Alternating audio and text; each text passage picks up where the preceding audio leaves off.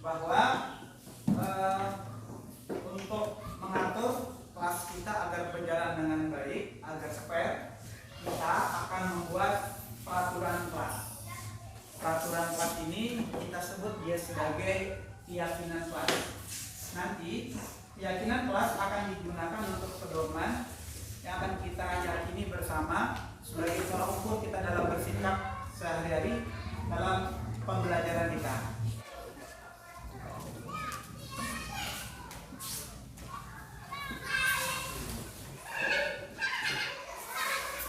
Yang pertama, misalkan tampak seperti masuk tepat waktu. Ini budaya positif. Lalu bagaimana yang harusnya tidak dilakukan? Tidak tampak seperti masuk lantar lambat. Ya, silahkan kalian boleh berpikir mulai dari sekarang. Membersihkan kelas. Apa? Membersihkan kelas boleh? Dituliskan di situ. Tidak apa-apa, kan nanti secara bergiliran. Mau berkelas itu maksudnya. Ya. Mengerjakan tugas dari guru. Boleh? Tulisan. Bawah.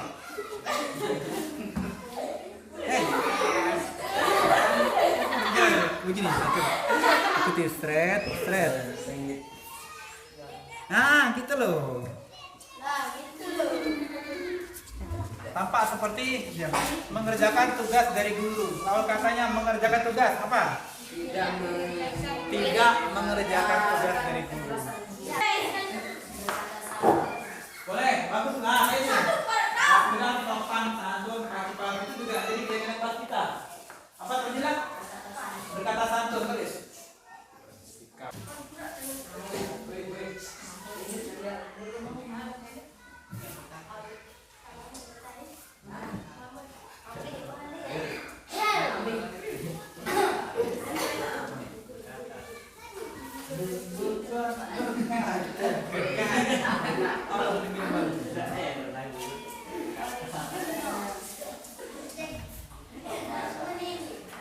Jadi semua ini kita sepakati sebagai keyakinan kelas kita. Thank you.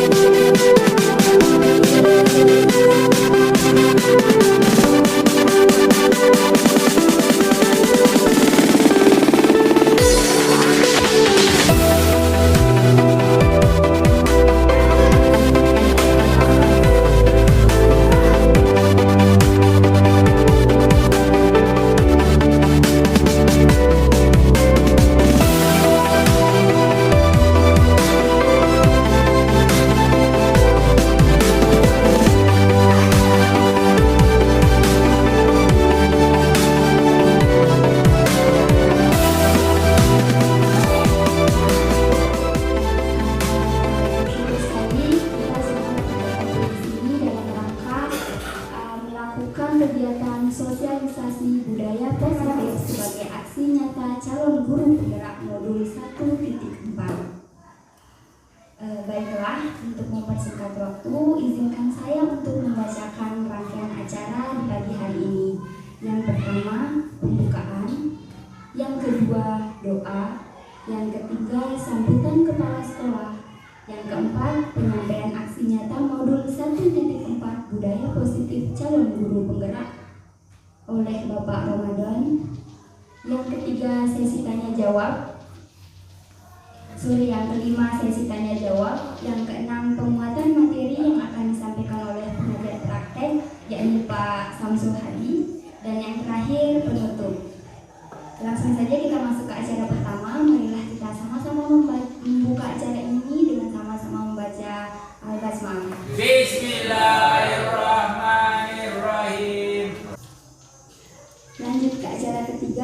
Sambutan dari Bapak Kepala Sekolah kepada Bapak Zulkifli kami persilahkan. Bismillahirrahmanirrahim. Assalamualaikum warahmatullahi wabarakatuh. Waalaikumsalam warahmatullahi wabarakatuh. Yang saya hormati Bapak Samsul Hadi selaku PP pengajar praktik calon guru penggerak, kemudian rekan-rekan guru yang saya hormati pula. Alhamdulillah wa syukurillah, senantiasa kita panjatkan puji syukur kehadirat Allah Subhanahu wa Ta'ala pada angkatan yang ke berapa dulu Pak Tata? Kedua ya. Waktu angkatan kedua, kalau tidak salah tidak ada yang seperti ini. Benar ya? Tidak ada ya. Nah sekarang ini baru ada yang namanya aksi nyata ya. Dan alhamdulillah nanti akan disampaikan oleh calon guru penggerak. Kenapa kita dikumpulkan di sini? Karena beliau nanti calon guru penggerak kita ini yaitu Bapak Ramadan SPD GR ya, yang akan menyampaikan nanti ya terkait dengan sosialisasi budaya positif. Ini termasuk aksi nyata ya, aksi nyata modul 1-4. Dan harapan saya mudah-mudahan ini tertulis di sini aksi nyata. Jadi nanti dari proses CGP-nya sampai dengan keluar menjadi GP, mudah-mudahan aksinya tetap nyata ya. Amin. Ya. Kepada Pak Ramadan ya, nanti silakan sosialisasikan seperti apa aksi nyata itu kepada teman-teman kita. Kemudian nanti akan ada diskusi bagaimana itu aksi nyata budaya positif itu, ya kan? Dan mudah-mudahan nanti juga akan mungkin ada masukan, saran dan seterusnya dari teman-teman yang lain juga, gitu. Untuk memperlancar prosesnya tugas beliau ini. Acara selanjutnya yakni penyampaian aksi nyata modul 1.4 budaya positif calon guru penggerak angkatan 07 oleh Bapak Ramadan. Kepadanya dipersilahkan. Assalamualaikum warahmatullahi wabarakatuh. Waalaikumsalam warahmatullahi wabarakatuh. Yang terhormat Bapak Kepala Sekolah SD SMP Saharman Barat, Bapak Ali Zulkifli, semoga beliau tetap dalam kesehatan walafiat. Amin. Dimudahkan semua urusannya. Yang kami hormati Bapak Samsul Hadi selaku pengajar praktik dari SMPN 1 Barat. Yang kami hormati Bapak Ibu guru sekalian, semua kita juga semua yang berada di ruang ini tetap dalam keadaan sehat walafiat. Terima kasih banyak sudah menghadiri undangan kami dalam acara sosialisasi budaya positif aksi nyata modul 1.4. Yang pertama nanti ada teori kontrol, 5 kebutuhan dasar manusia, hukuman, konsekuensi dan restitusi, keyakinan kelas dan segitiga restitusi. Next.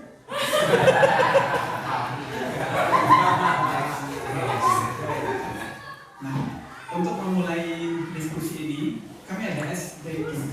Namanya tuh cobalah buka.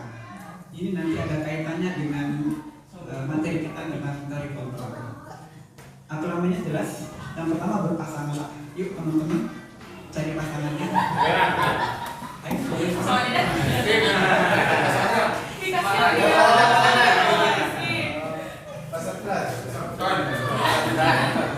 Pas ya? Pas. Busanya nggak ada pasangannya. Kan ada itu cari.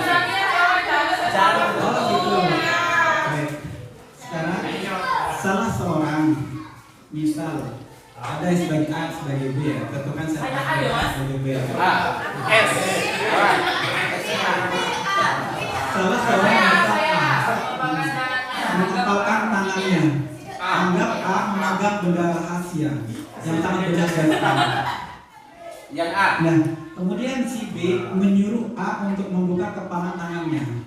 Boleh nanti menghardik, boleh nanti memohon, boleh melimpahnya pokok agar si A mau membuka tangannya. Silakan. Bukan.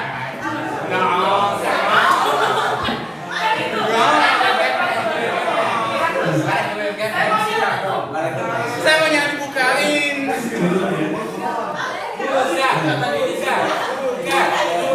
Udah mau buka ini. Nggak mau buka. Saya sokok.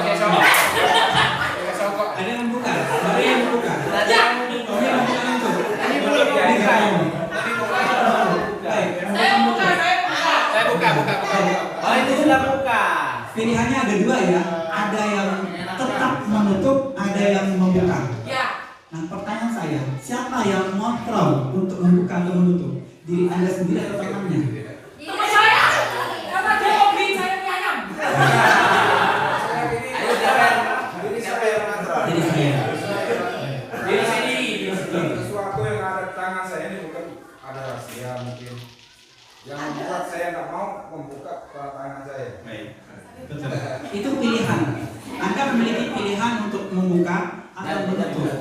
Tetapi yang mengontrol untuk membuka dan menutup itu tetap diri sendiri. Masya Allah. Masalahnya adalah ketika Anda membuka itu Anda sedang mengizinkan diri Anda dikontrol oleh orang lain.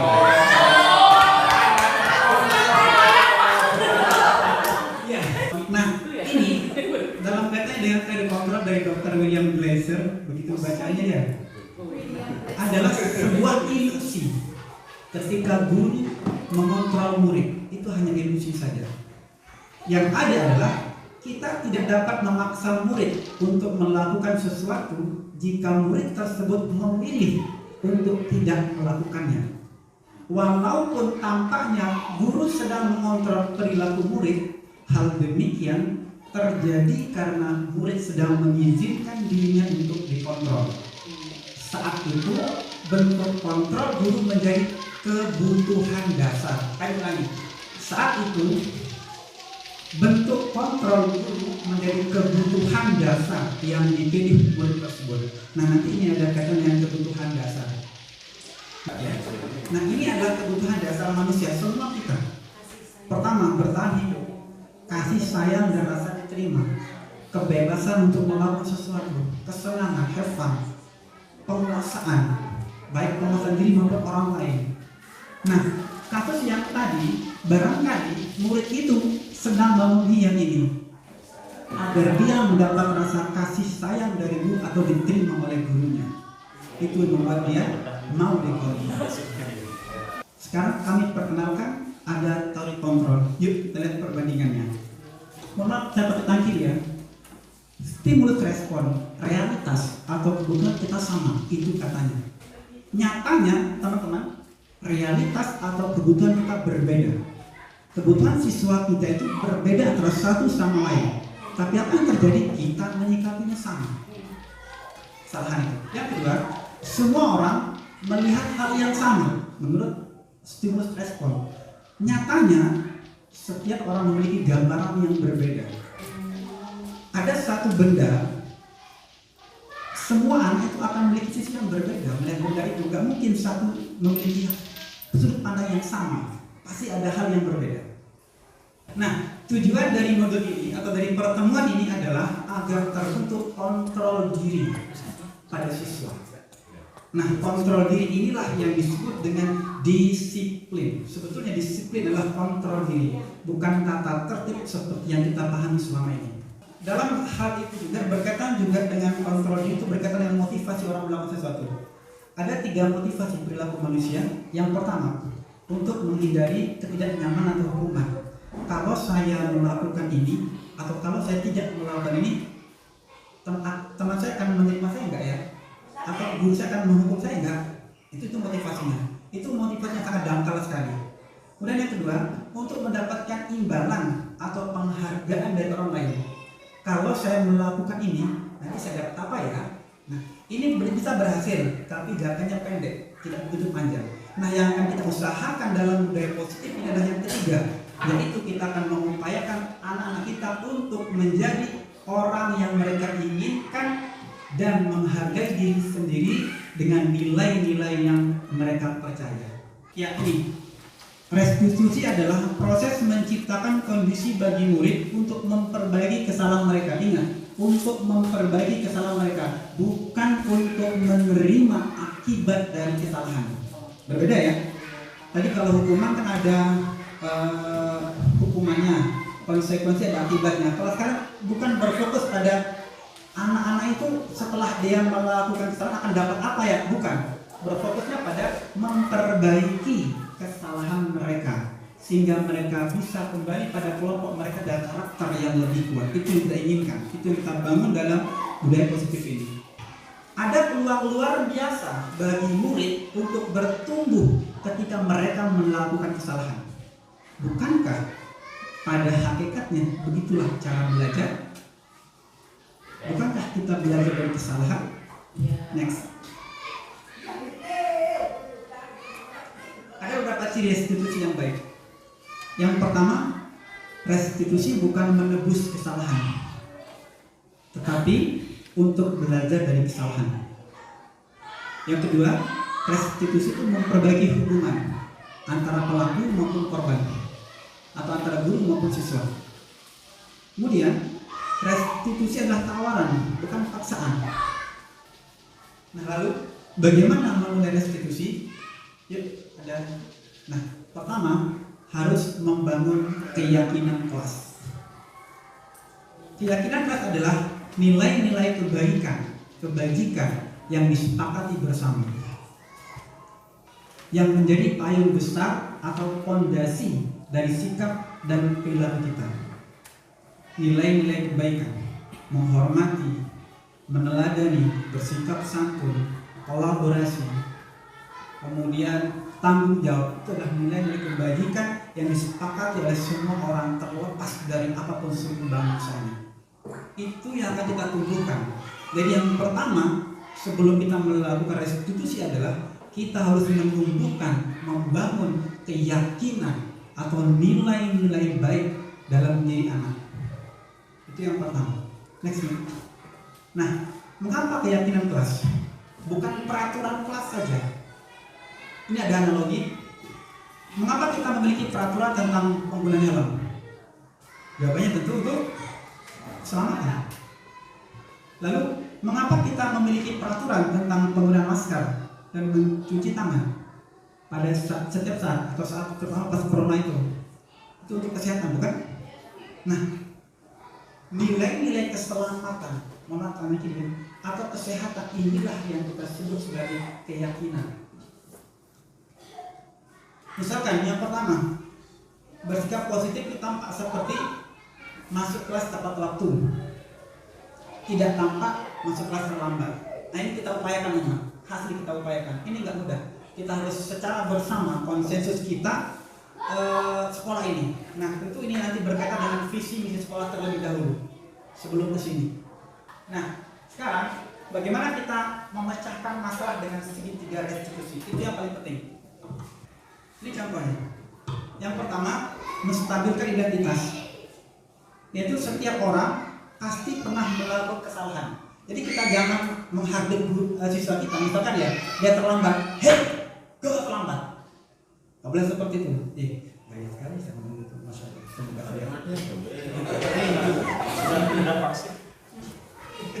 Jadi kita akan mengatakan kepada siswa kita, anak yang terlambat misalkan ya, anak-anak tidak apa-apa, kamu melakukan kesalahan itu tidak apa-apa. Mengapa?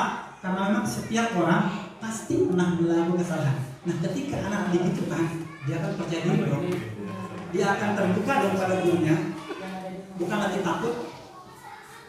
Kemudian misalkan ya itu kan, kamu bukan satu-satunya yang pernah melakukan ini, bukan percaya dirinya dulu, kita ambil hatinya. Yang kemudian yang kedua, validasi tindak yang salah. Nah, kita geren pada siswa untuk mengetahui apa sih kesalahan yang dilakukannya. Kamu tentu punya alasan mengapa kamu melakukan itu. Kalau yang terlambat, kita kan tanya, pasti kamu punya alasan mengapa kamu melakukan itu.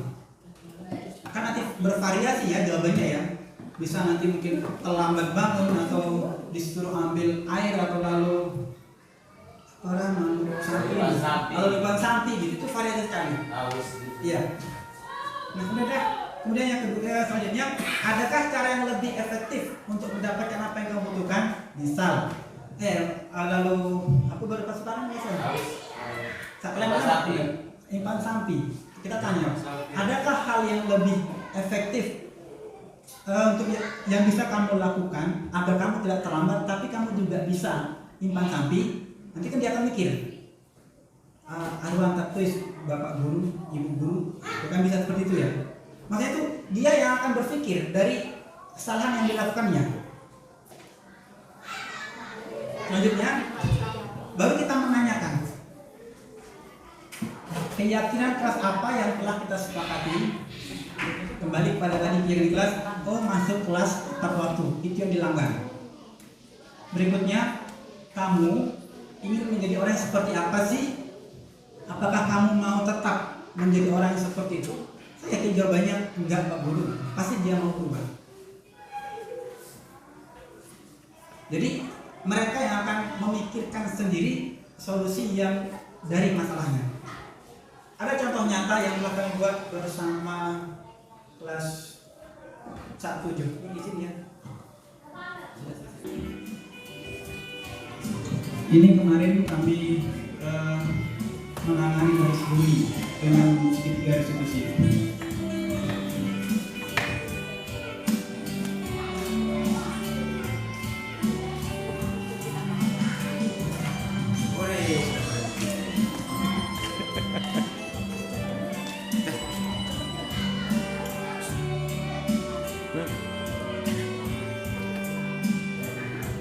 Ibu guru, demikian presentasi dari kami. Semoga dapat dipahami, semoga bermanfaat. Jika ada kalimat yang baik itu datang dari Allah Subhanahu wa taala, kalau salah itu murni dari saya pribadi dan saya minta maaf untuk hal itu. Kami kembalikan kepada beliau. Mari kita berikan tepuk tangan dulu. Luar biasa pemaparan yang sangat indah, lengkap dan mudah dimengerti. Sepertinya teman-teman mudah sekali memahaminya sampai ingin sekali berdiskusi ini wajah-wajahnya. Baiklah, langsung saja kita ke acara selanjutnya. Apa itu? Acara selanjutnya yakni pengadaan sesi tanya jawab untuk teman-teman yang merasa ingin bertanya kepada pemakalah atau pemaparan materi. Dipersilahkan boleh tunjuk tangan. Angkat tangan siapa teman-teman yang ingin. Bu Rizky katanya.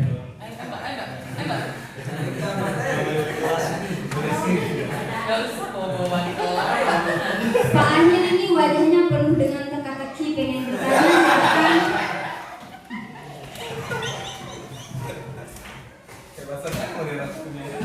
Moderatornya.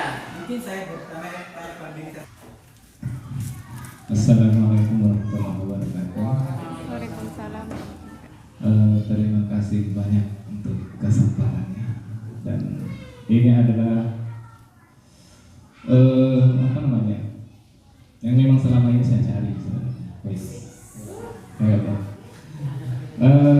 Saya tidak jauh berbicara tentang restitusi yang di luar itu kan. Saya juga sering melakukan hal seperti ini, walaupun saya tidak tahu kalau ini adalah restitusi. Saya baru tahu hari ini, dan terima kasih banyak kepada pengajar luar biasa materinya.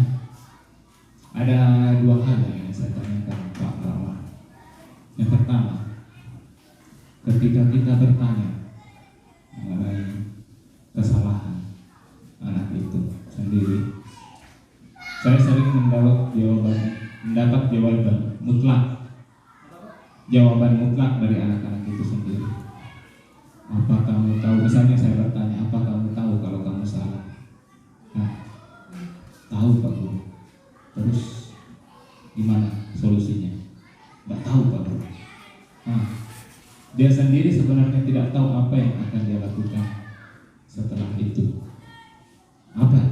Jadi gimana? Nggak tahu Pak Guru. Itu jawaban yang sering saya dapat. Yang kedua, kemarin saya mengajar baru-baru ini. Ada beberapa anak yang curhat sama saya. Mereka itu kebalikan dari pertanyaan pertama tadi. Saya tanya begini, di sekolahnya sendiri ya, mohon maaf, tapi jangan sampai keluar dari sekolah ini, Pak PP, mohon maaf ya. Saya tanya seperti ini, apa kamu tahu kesalahanmu? Kamu salah, tahu Pak Guru. Apa kamu akan melakukan ini lagi? Tergantung Pak Guru.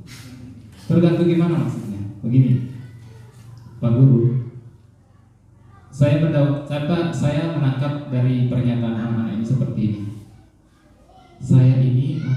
Dia itu akan melakukan hal yang benar, atau dia akan melakukan hal yang salah. Itu karena ada hal yang mengganjal di hatinya. Mengerti maksud saya? Dia itu ada guru yang katanya, saya tidak tahu siapa, dia tidak senang. Kita sebagai guru juga manusia biasa, mudah-mudahan ini jadi motivasi kita semua untuk memperbaiki diri ke depannya. Saya tidak terlalu senang dengan perlakuan guru ini, Pak Guru. Mohon maaf Bapak Ibu guru, saya menyampaikan ini bukan dari saya pribadi, saya mendapatkan ini dari masalah anak-anak.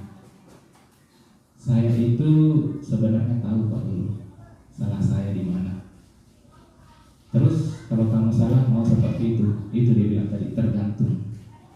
Jadi kesalahan sebenarnya itu bukan sepenuhnya kepada anak itu sendiri. Mohon maaf nih, sepenuhnya bukan salah anak itu sendiri. Terkadang kita mengambil tindakan, memberikan perlakuan, dan ternyata anak itu tidak suka dengan perlakuan kita. Entah itu dari kata-kata, entah itu dari tindakan kita sendiri. Ya, itu yang saya dapat kemarin, dan saya ngajar di kelas 9.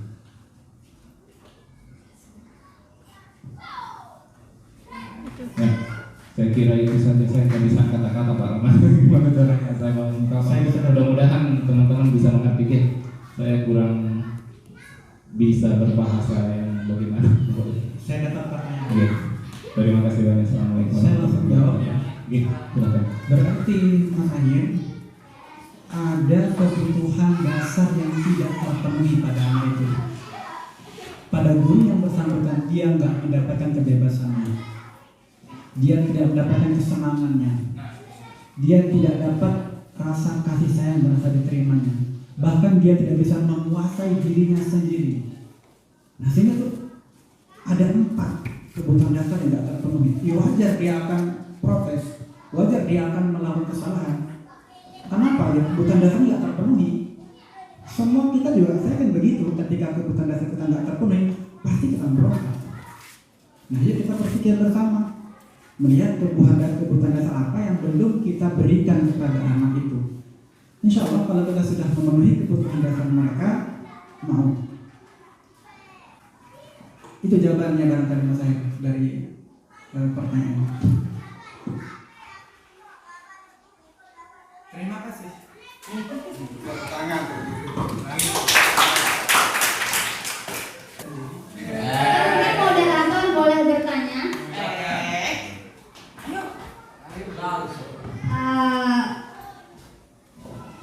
Setelah mendengarkan pemaparan yang cukup mudah untuk dipahami, tapi juga menimbulkan pertanyaan di saya mengenai konsekuensi dan restitusi. Sering melakukannya di dalam kelas gitu.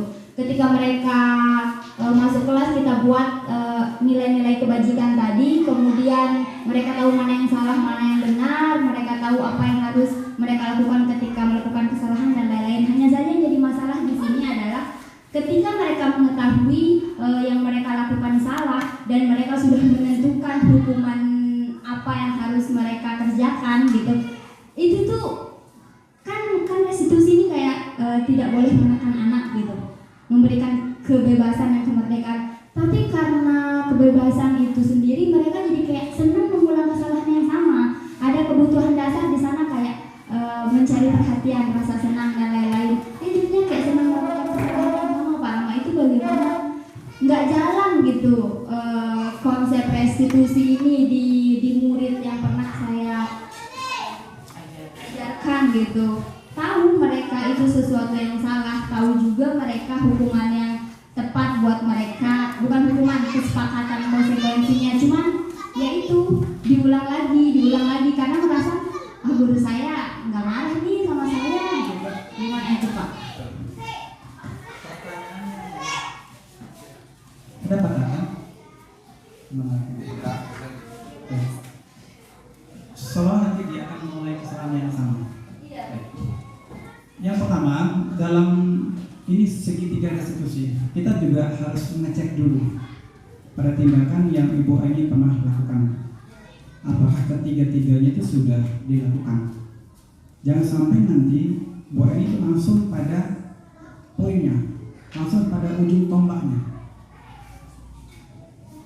Yang pertama sekali mungkin kita barangkali belum menstabilkan identitasnya. Mungkin kita belum memvalidasi tindakan yang salahnya. Kita langsung kadang mengajak mereka untuk memperbaiki kesalahannya. Kita nggak pernah mendiskusikan terlebih dahulu keyakinannya, apa yang dilanggar itu keyakinan khasnya atau kebajikan yang dilanggar.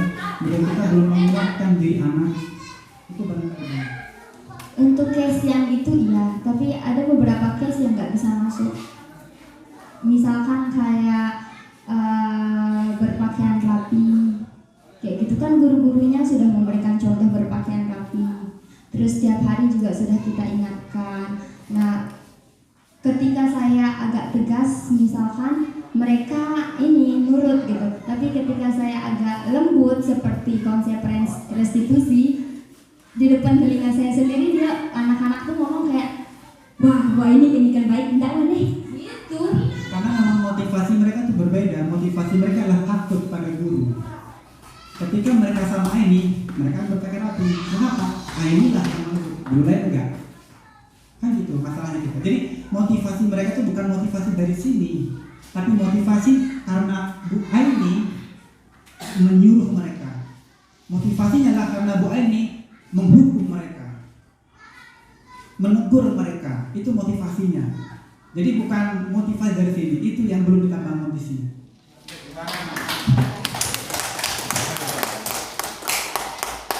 Baik, terima kasih. Kita lanjut ke acara selanjutnya, yaitu penguatan materi yang akan disampaikan oleh pengajar praktek kita, Bapak Samsul Hadi SPD. Kepada beliau dipersilakan.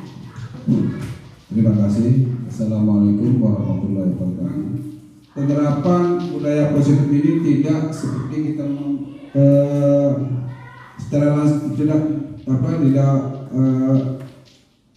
butuh waktu ya, butuh waktu.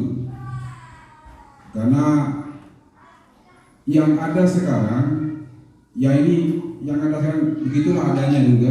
Bagaimana cara kita berubahnya? Perlu proses, perlu kerjasama atau bahasa kolaborasi ya antara guru, orang tua, sama masyarakat. Tadi oleh Bapak mungkin guru agama nih, karena di sini saya yakin ini mayoritas Islam di sini Pak ya. Untuk kita membiasakan anak untuk sholat Jumat aja butuh waktu. Nah biarkan orang tuanya begitu. Nah anaknya ini yang kita didik sekarang supaya tidak seperti orang tuanya. Dalam banyak kisah kan, anaknya Abu Jahal kan, Abu Jahal itu kafir, tapi anaknya Muslim, jadi Muslim kan, itu contoh. Nah yang disampaikan para Ramadan ini sudah luar biasa sekali. Ini budaya positif ini tadi ada hukuman, konsekuensi sama restitusi. Yang sering dilakukan kan hukuman oleh kita kan, kebiasaan hukuman. Ternyata ada konsekuensi sama restitusi. Yang terbaik di sini adalah restitusi itu yang terbaik ternyata kan. Nah dari yang dipaparkan oleh Pak Ramadan tadi Kalau kita pilih yang mana dari yang kita pilih? Restitusi. Alhamdulillah, begitulah tadi penguatan materi dari Bapak Syamsul Hadi. Kepada beliau kami ucapkan terima kasih. Dengan begitu berakhir pula kegiatan kita di pagi menjelang siang hari ini. Marilah sama-sama kita tutup acara yang insya Allah berkah ini dengan sama-sama membaca Alhamdulillah dan juga doa kafaratul majelis dalam hati.